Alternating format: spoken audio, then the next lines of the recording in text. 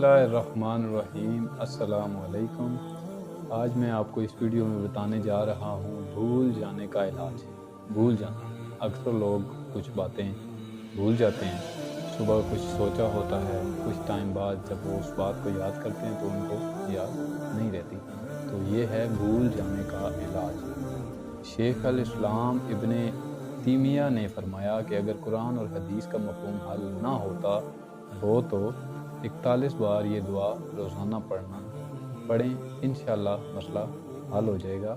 मुबल्लिग हज़रात तकरीर से पहले और मदरस किताब पढ़ने से पहले 7 बार, फिर बताता चलूँ, मुबल्लिग हज़रात तकरीर से पहले और मदरस किताब पढ़ने से पहले 7 बार इसको पढ़ें, इंशाअल्लाह तकरीर की आमद होगी।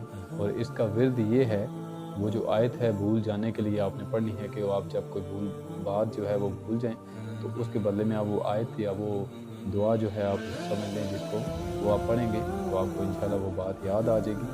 वो क्या है, या हय्यु या क़य्यूम, या हय्यु या क़य्यूम ला इलाहा इल्ला अंता बिरहमतिका अस्तगीस। ठीक है, ये वो दुआ है, ये वो आयत है जो भूल जाने के इलाज को ख़त्म करने के लिए आपने पढ़नी है। और पढ़नी कितनी बार है, क्या करना है, वो मैंने इससे पहले आपको बता दिया है।